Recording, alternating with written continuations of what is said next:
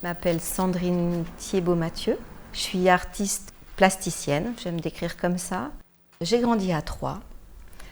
Quand j'étais enfant, il y avait mes parents, ma grand-mère maternelle et mes deux grands-parents paternels, donc vraiment petite famille.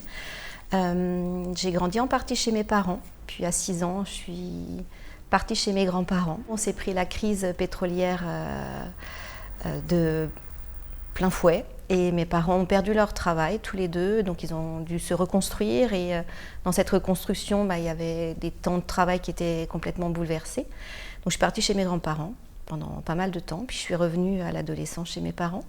Donc c'est quelque chose qui m'a beaucoup impactée, en tout cas dans mon histoire. Dans ma famille, il y avait déjà 3 personnes qui ont travaillé dans les usines, qu'on appelait usines bonneterie. Donc pas où on faisait des bonnets, mais beaucoup de soutien-gorge, de serviettes, de bouclettes, de gants, de bas. Donc ma mère était ouvrière bonnetière, travaillait en usine à la pièce. Mon père était dessinateur industriel. Mon grand-père était ouvrier dans des usines textiles. Donc c'est vrai que j'ai grandi beaucoup dans cet univers. Et puis il y a aussi l'univers des femmes qui cousent, qui brodent. J'ai fait ma scolarité tout à fait classique, mais en parallèle, dès le collège, j'ai eu besoin, pour pouvoir, je dirais, m'exprimer, avoir recours à autre chose que le langage, parce que je voyais que je n'arrivais pas à discuter peut-être sereinement de choses qui m'importaient. En tout cas, je ne pouvais pas le faire avec mes parents.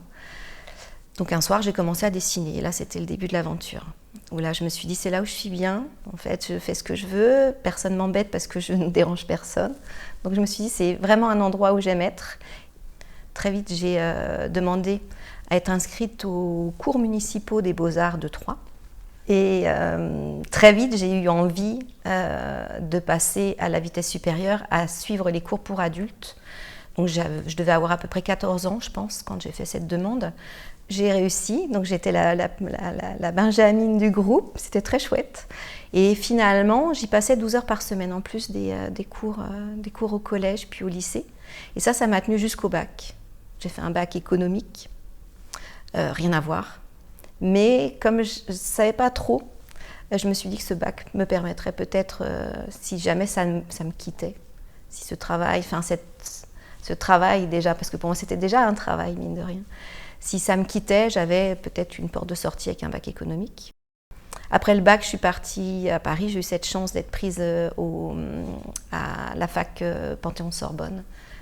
Donc là, c'était juste magique. Quitter Troyes, qui était quand même une ville assez plombée par justement la crise, et arriver dans la capitale, mine de rien. C'était grandiose. Donc j'y suis arrivée tellement heureuse. Ça m'a beaucoup plu, la fac. J'ai rencontré des personnes extraordinaires, ça a aussi beaucoup bouleversé ma façon de voir les choses, mais il me manquait beaucoup la pratique.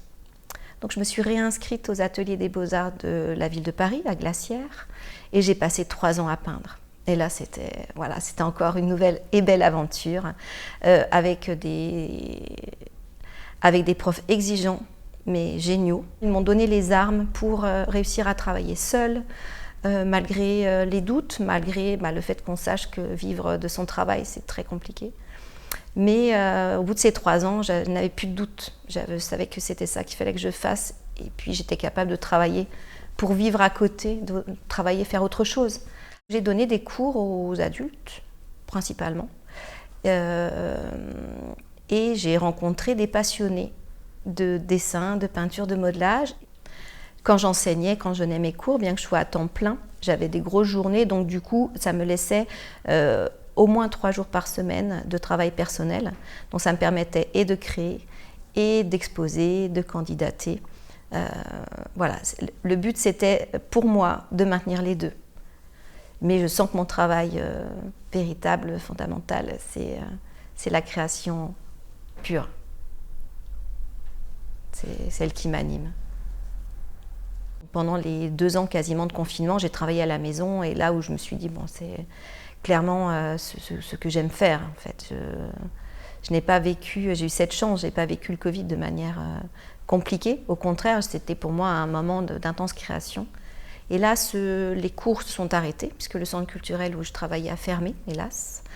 Et donc là, c'est encore une nouvelle aventure qui qui s'annonce. Je suis à 200% dans mon travail artistique, je suis ravie. Je poursuis en fait ce qui m'anime depuis, je crois, mes 14 ans. C'est-à-dire que ce sont des moments privilégiés, des moments de construction de soi et ensuite de partage, puisque l'idée c'est que ces œuvres, on les partage en les montrant, en les exposant. Et après, si on a la chance de les vendre, c'est encore une autre aventure pour les œuvres. Et c'est très bien, parce que ça aussi, c'est le nerf de la guerre. Il faut aussi pouvoir aussi en vivre, essayer du moins. Je suis arrivée dans le monde de l'art par la peinture. Parce que, adolescente, j'ai visité le musée d'Orsay. Ça a été une révélation, ce musée. Peut-être parce que c'est le premier vrai grand musée parisien dans lequel j'ai mis les pieds. Mais pour moi, l'art, c'était la peinture. D'autant plus qu'on m'avait fermé les portes de l'atelier de sculpture parce que j'étais trop jeune aux ateliers aux Beaux-Arts de Troyes. Donc, du coup, je me suis orientée assez naturellement vers la peinture. Et le jour où j'ai attendu mon fils, le jour où j'ai attendu Camille, on m'a interdit formellement de peindre à cause des solvants, des produits qui pouvaient être nocifs. Et je me suis retrouvée du jour au lendemain sans pouvoir créer. J'ai commencé à crayonner, mais avec moi, très vite, le crayon, je suis coincée par le réalisme. Donc, ça ne me permet pas de m'échapper, de m'évader. Donc, j'étais un peu désemparée à ne plus peindre. Et je ne sais pas pourquoi j'ai commencé à prendre de la gaze et du fil et une aiguille et à commencer à coudre de la gaze. Et en fait, je crois à ce moment-là, autorisée à faire tout et n'importe quoi. En fait, juste m'autoriser à quitter la peinture que je croyais être l'art avec un grand A pour moi, en tout cas pour moi. Donc j'ai essayé des tas de choses sans me poser de questions. Et la couture est venue directe. J'ai commencé à faire pas mal d'animaux justement plastiques en couture et notamment un veau à échelle 1, sans structure, sans armature. J'ai commencé par l'œil et puis j'ai fini par faire la tête et puis j'ai fini par faire le corps, mais qui était comme un pantin désarticulé parce qu'il n'y avait pas d'ossature, avec des draps de ma grand-mère. J'ai pas fait le tour de cette pièce, je ne saurais pas dire vraiment ce qu'elle symbolise pour moi, mais si ce n'est que le veau, c'est quand même le petit de la vache. Et puis moi aussi, je portais ce petit loup que j'attendais, donc tout ça se mêlait, je pense. Et ce veau m'a permis d'exposer à Montrouge, alors que ça faisait des années que j'essayais de candidater en peinture. Et là, ça m'a vraiment fait réfléchir. Je me suis dit, tiens, là, je passe directement sans souci. Et quand mon fils est né, je me suis ruée sur mes pinceaux. Parce que l'odeur me manquait, parce que la matière me manquait en fait, et puis l'habitude, et puis l'envie de revenir à ce qu'on connaît, etc. Mais j'avais quand même ouvert une grande porte. Et je me suis dit, mais tu ne peux plus peindre comme avant, c'est plus possible. À un moment donné, lors d'une exposition, on nous demande de bien vouloir faire un petit format qui allait être exposé à côté de notre grande œuvre, enfin du moins dans la même exposition. Et la thématique du petit format, c'était volume. Et moi, à l'époque, je travaillais tout sauf le volume, puisque je travaillais en glacis. J'ai beaucoup travaillé, je n'y suis pas arrivée avec les outils classiques. Et peut-être d'agacement, j'ai dû trouver des clous à portée de main. Et j'ai commencé à perforer ma toile par le derrière, en fait. Et voilà, j'avais répondu, je le trouvais plutôt pas mal. Je me suis dit, de toute façon, c'est ma réponse. Je ne sais pas quoi faire d'autre en peinture, je n'y arrive pas. Ça a été accepté, ça a été accroché, ça a été vendu. Là, je me dis pareil, je me dis tiens, c'est quand même assez incroyable que ça se vende en fait, comme ça. Après, j'ai commencé à vouloir tisser en fait les clous dans mon travail. Sauf que la peinture l'empêche parce qu'elle est trop dure, donc on ne peut pas faire des allers-retours. Donc j'ai fini par retirer la peinture, par faire des impressions de photocopie avec du trichloréthylène que j'avais piqué à mon grand-père, donc qui est hyper nocif mais qui marchait super bien. Ça me permettait d'avoir une trace d'une image que j'avais trouvée belle. Par exemple, je me souviens, c'était une espèce de plante un peu plissée, donc qui avait laissé une trace sur ma toile de lin. Et là, j'ai commencé à donc planter mes clous, mais à faire en sorte de tisser par le dessous. Et là, d'un seul coup, les clous devenaient trop grossiers. Donc, je suis allée choper des épingles et j'ai commencé ce travail. Et là, c'était une révélation. L'épingle, ça a été l'outil. Et ça fait 15 ans que ça dure.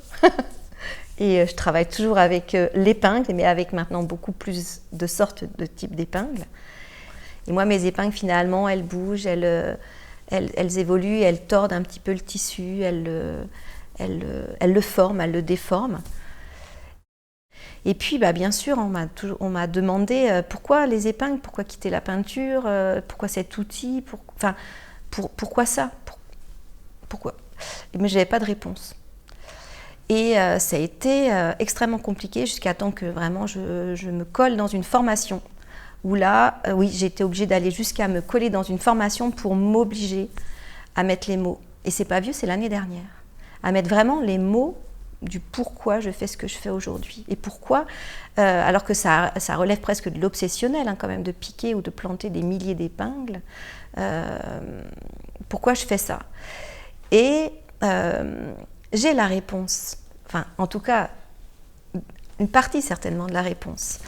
Au décès de mes grands-parents, j'ai hérité de la boîte à couture de ma grand-mère, à côté de laquelle j'ai grandi. À un moment donné, je l'ai ouverte, je devais chercher quelque chose, et là, je tombe sur un petit papier. Et là, je dirais une dizaine d'épingles rangées côte à côte. Et quand j'ai vu ce petit papier plié, en fait, j'ai vu mon travail. C'est exactement pareil, sauf que j'avais remplacé le papier par le tissu, mais j'avais juste démultiplié ça. Et je pense vraiment, quand j'ai vu ce petit papier, pour moi, c'était ça le point de départ. Alors ça, c'est plastique, je pense que c'est visuel. Mais après, ce qui est très drôle, c'est que j'ai grandi chez mes grands-parents. Juste à côté de cette maison, il y avait une usine qui s'appelait Aiguillé Platine. Donc voilà, ça ne s'invente pas. Au bout de ma rue, il y avait les usines de Vanlay, où il y a Lacoste, donc le textile. Et juste à côté, il y avait une teinturerie. Donc je pense que tout ça a permis à un moment donné que on va dire, les épingles surgissent dans mon travail. Ouais, vraiment, le médium, c'est les épingles qui sont en même temps pour moi un outil presque sociologique et genré, puisqu'on dit beaucoup ça en ce moment, mais aussi féminin. Et il devient presque un outil de revendication aussi. Et donc pour moi, c'est un petit peu symbolique de, je pense à ma mère, mais aux femmes aussi qui font leurs choses, qui sont là en bâtisseuses, mais dont on ne voit pas forcément le travail, mais qui sont là au quotidien et qui construisent aussi une partie de ce qu'est notre monde et dont on ne voit pas forcément le travail.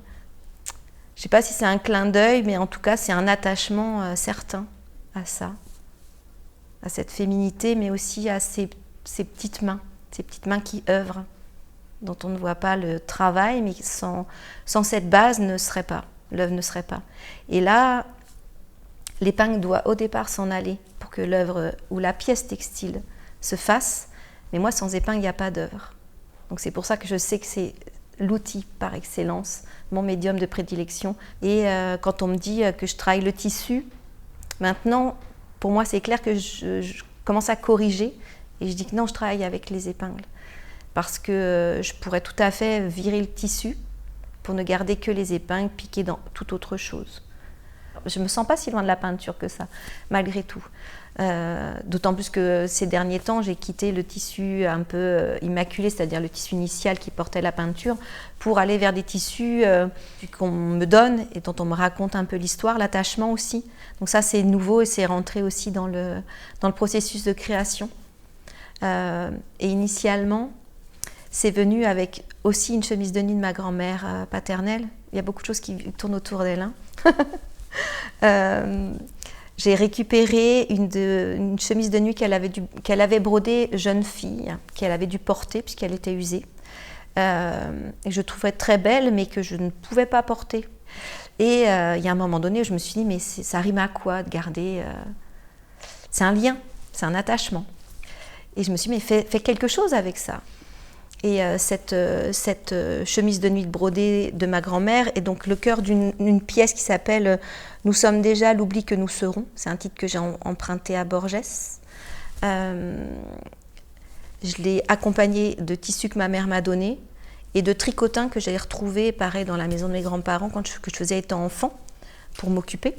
Et donc ça a donné une création très féminine finalement, parce qu'il y avait ma grand-mère paternelle, ma mère et moi qui réunis donnaient cette pièce.